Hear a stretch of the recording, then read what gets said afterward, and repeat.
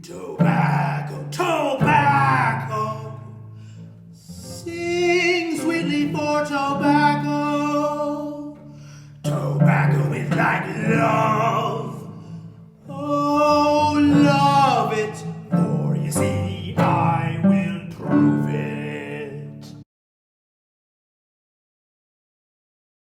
What if I told you that those who love are the ones who understand the best?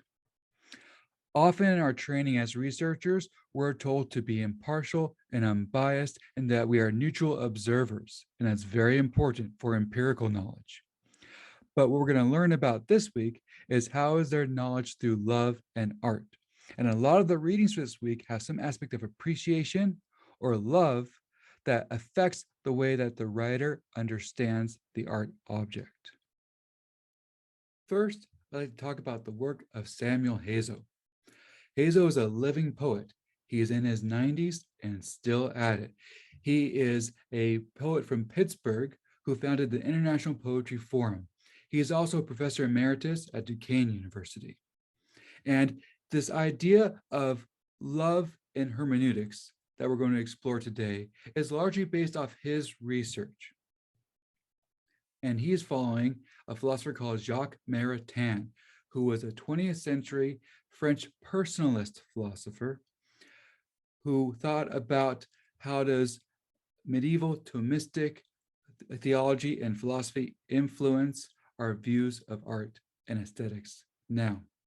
He was part of what's called the Thomistic revival. Have you ever heard of this person, this Dominican theologian called Thomas Aquinas? You've heard of Thomism in some aspect. It's a medieval philosophy that has adherents today.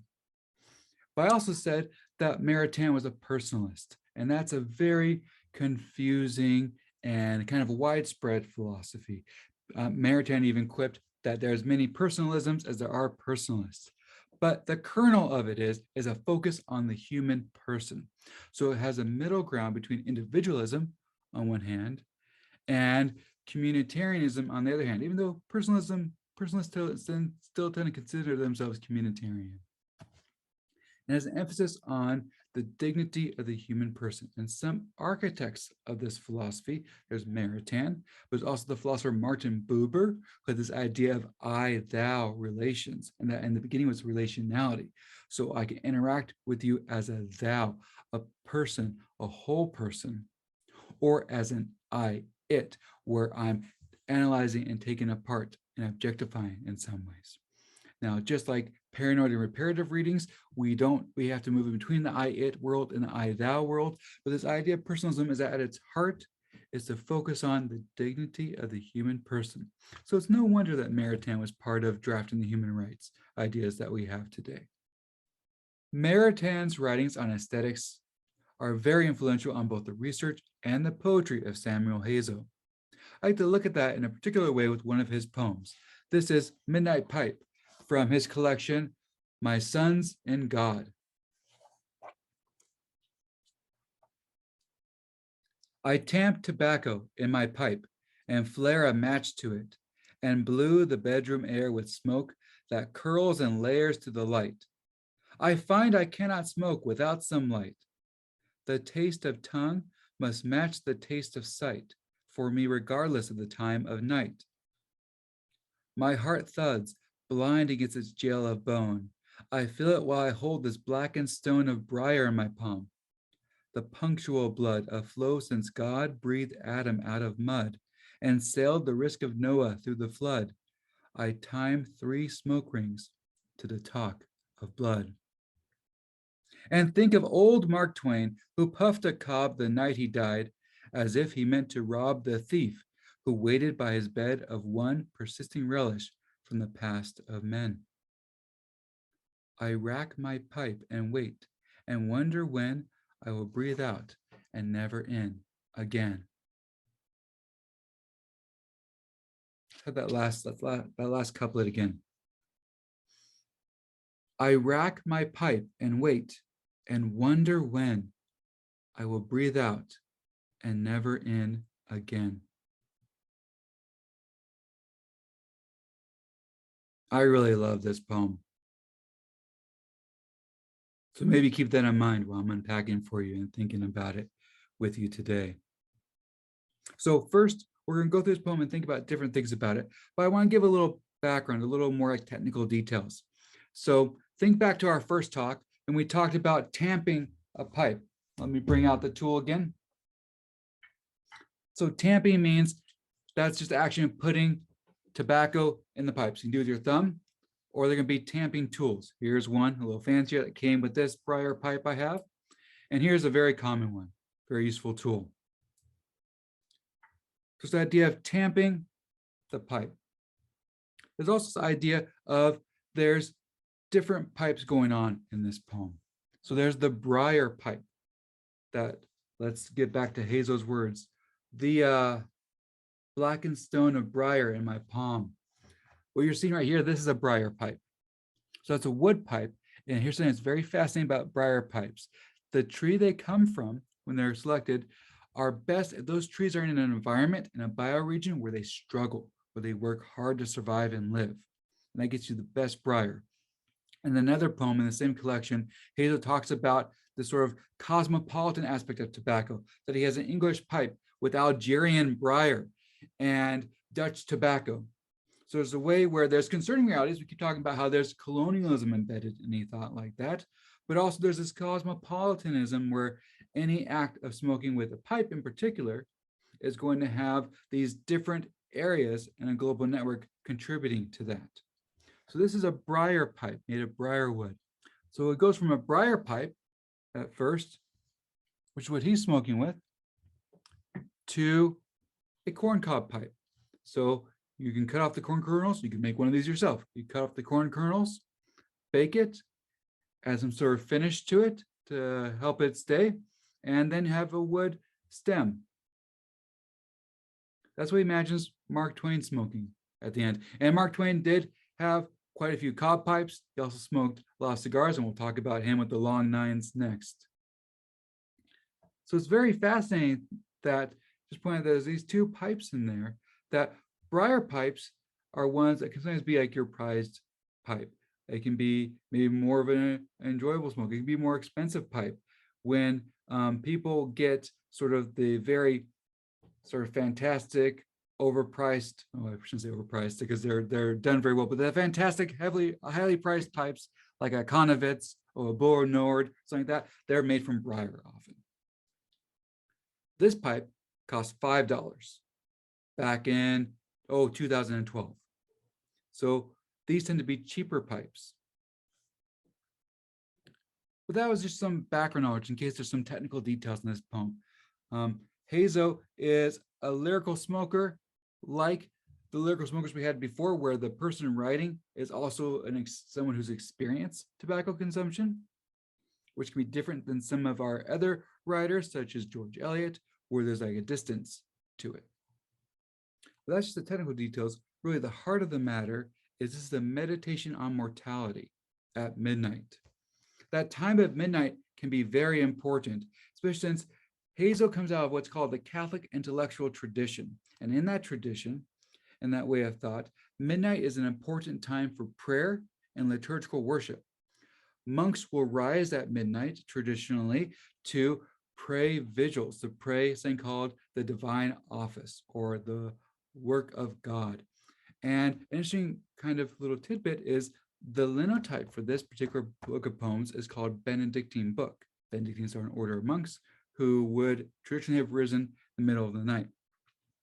Also, in liturgical theology, midnight is a time for this thing of cosmic praise, where the silence is all of materiality engaging in worship. So this moment where he's engaging in the ritual of pipe smoking, remember from Willem Flusser, we talk about how there's ritual gesture and that you can stylize and understand yourself. So he's understanding himself, his own mortality, through this ritual of pipe smoking. He's also stylizing himself. And it's embedded in this idea of midnight, which is an important time for reflection and praise in the tradition that Hazel comes out of. And so it's maybe no wonder then that in the middle stanza, we had this idea of while smoking, he harkens back to the primordial beginning with God and Adam. And then the primordial re-beginning that comes through death, the flood with Noah. But then brings it more to the local, to a fellow American writer, Mark Twain, who has a local pipe with a corncob pipe and having his last moments. And that beautiful idea of when I will breathe out, never in again. These are important moments in poetry where we think about our own mortality, something that we know is going to happen for all of us, as well with the writers that we're looking at. There's something coming out here symbolically that maybe we haven't talked about enough in this class. That the smoke is very important symbolically in all of these texts. And we've talked about how is it inhibiting relationships? Is it visualizing relationships? And here, what happens is Hazel looks at how the smoke that curls around in his room at night when he's smoking manifests an invisible reality. So it's manifesting visibly the invisible.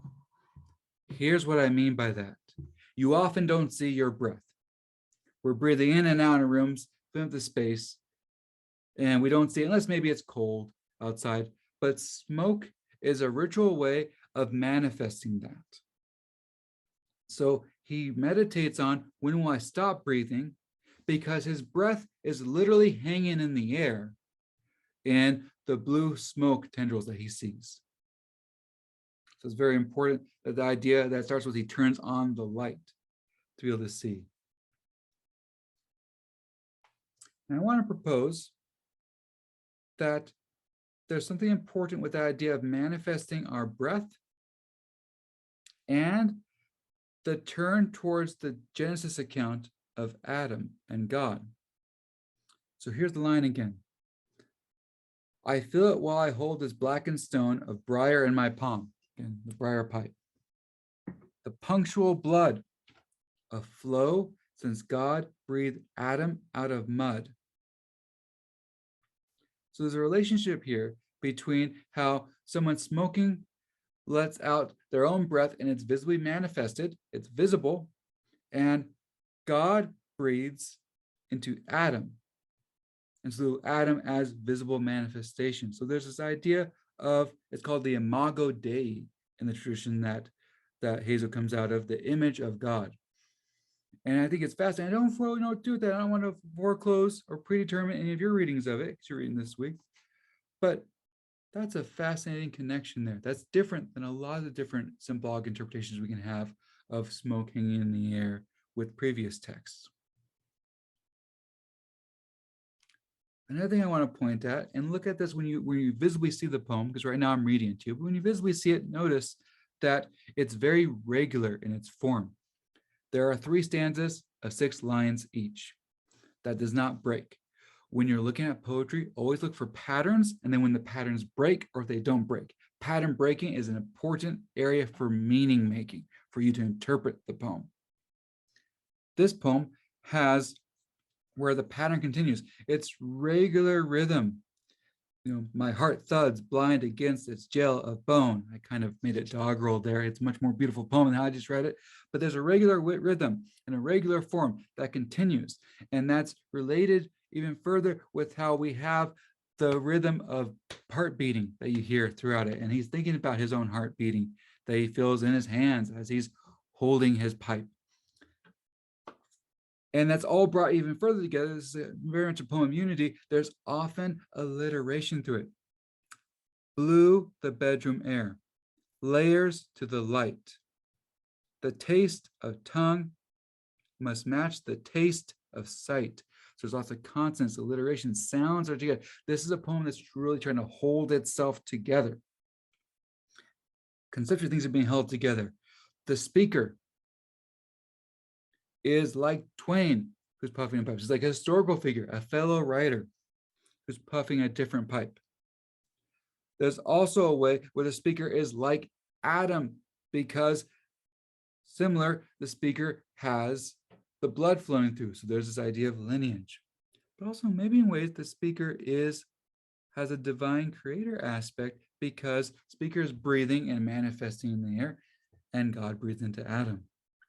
So everything's trying to hold together this idea of affinity and similarity. You might even say connaturality, the having nature together, which we'll get into more in a moment. But here's the interesting about the pattern breaking. Every poem has to end. The ending of a poem is very important. So those lines I read a few times, I rack my pipe and wait and wonder when I will breathe out and never in again. The poem has to end. This class will end. The act of smoking ends. The tobacco will be burned up in some way. All of our lives will end. There's this ending to it. And so there's a regular rhythm, a regular talk of blood throughout this poem, a regular rhythm of breathing in and out as I, as the reader, read it and have to breathe myself and maybe manifest my breath to the language coming out. But the poem doesn't go on endlessly. So the talk of blood ends, the act of smoking ends. We breathe out and never in again. So look for ways like that where the form works with the content. Because why we write in poetry, that's this very pregnant language that brings everything together. This is a poem to read slowly and contemplatively in a way that it's written. One last thing before we start bringing this into the theory at hand. We have this idea of the temporality of smoking that's coming on. And this is very different from Wilde that we talked about last time. And that's important because in Hazel's work, he follows Maritain in being kind of skeptical of Wilde's thought. So with the picture of Dorian Gray, we had this idea of this lack of ending to I smoke a cigarette and it never satisfied. It's never complete. There's really no completion of it. But there's like this kind of holding into this liminal moment that doesn't end, even though it does necessarily end. You smoke that cigarette and it burns down and you have to put it out. The temporality here is a similar liminal temporality. Midnight, the witching hour. That's a very liminal temporality, liminal in the sense of being in between. But it kind of shows the inadequacy of that because it does end. And that being in between doesn't make me think of this will never end. I wish it never end. I just think of I'm going to burn down in this bowl all the tobacco that's in there. There'll be no more smoke. That's showing my breath and reminding me that my breath will stop. The Midnight Pipe by Samuel Hazo puts on display his theory of how art operates. It begins with what he calls poetic knowledge. So the artist has an experience of the object, it's experiential knowledge too. Smoking at night, smoking at midnight, and seeing all the smoke in the air. So poetic knowledge has to do with affinity, connaturality with the experience. Then the poet has poetic intuition, who will move towards making a work with that knowledge. It's not a form of knowledge that we experience and hold on. It is practical knowledge in the sense of turning into something, the piece of art. And at its heart of this view of knowledge is love. Let's look at ways that comes about. One way, following Maritain, that Hazel puts it, is that sense intuition. So I have the sense intuition, my experience of the pipe, gives rise to aesthetic joy, causing the spirit to react lovingly toward the new beauty. So I experience beauty and I have poetic knowledge from it. There's this sort of spark of insight. And then I react to that with love. Here's how Maritain talks about it. The artist must be in love with what he is doing, so that his virtue becomes a truth, ordo amoris. So it's the idea of the ordering of our affections, so that beauty becomes connatural to him, bedded in his being through affection. and his work proceeds from his heart and his bowels and from his lucid mind. Such undeviated love is the supreme rule. So this is the view of the artist, that the artist has this response to beauty. It's experiential response to beauty. Hazel talks a lot about Gerard Manny Hopkins, a priest poet of the 19th century, who would marvel at a piece of gravel, who would watch a bird and his heart would be stirred for it, or who would say that the bluebell, the flower, is one of the most beautiful flowers. And so there's the idea that there's thisness, this individuation of reality that is beautiful. It's a transcendental for people in this tradition. And so that means that going above all others. So the three transcendentals are going to be the true, the good, and the beautiful, and they're interrelated. So this response to the beautiful that draws love out of me, and a need to make a work with it, work meaning art. So Maritan's reading makes sense of love in the sense of the poet's response to being, to reality. What about the interpreter? Here's a story from Hazel. This is an interview that he had. He talks about when his son was younger, his wife was noticing that the son was pounding on a tray. If you ever seen toddlers toddlers are younger, when they're being fed, they start doing maybe some rhythm on their table at their tray. And she saw something in that maybe others wouldn't see, and bought her son a drum. And now he is a composer. So there's something important that she, through the sight of love, through love as a knowledge, knew more about her son than others. He was paying attention, which turned to be real concrete knowledge with fruit.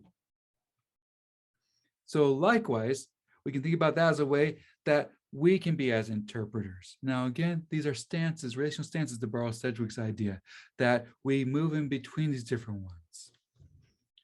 But if we had that stance, maybe it could be that through love, if you think about what do you love in this class, what are texts you come across like that really fills me in a way that where I respond with reparative readings and I love it and I want to think about it more.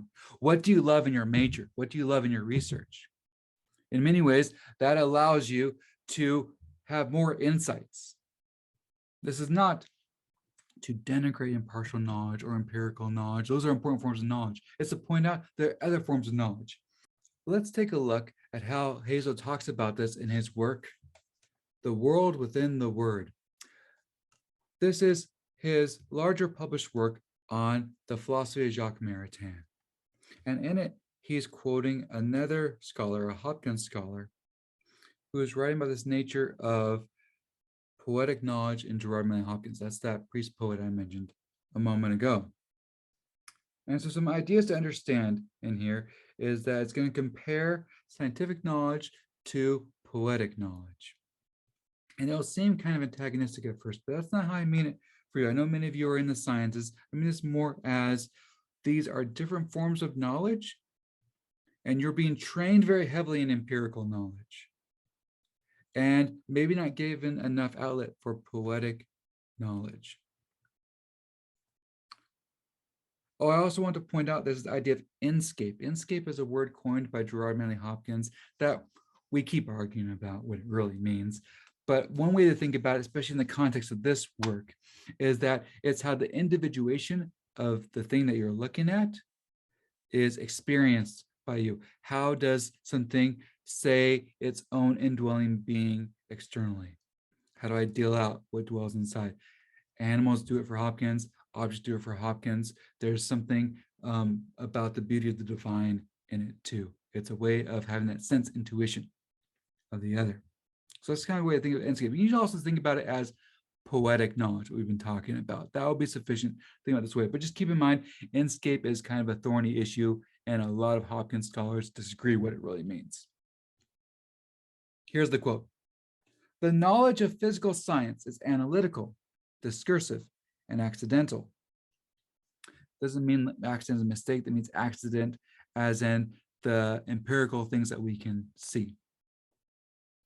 While the knowledge of inscape is contemplative, intuitive, and existential. Science knows impartially. Inscape knows lovingly. Inscape knows the thing itself, but science knows only about the thing. So that's the idea that it's still very important. Empirical knowledge is essential. We can learn so much of that, and we can make very important practical moves in technology development and understanding of how the world works. Poetic knowledge is getting more maybe to the why, when empirical knowledge is saying, how does that work? And it's similar to philosophical knowledge, but that's more of ontology, of being, like what is going on. Also why in the sense of ethics. But poetic knowledge, according to these thinkers, gets to the root of being through beauty. So that's something to think about as we read our different authors through this week. How are they seeing maybe something through poetic knowledge and intuition? Tobacco is like love. Oh, love it. For you see, I have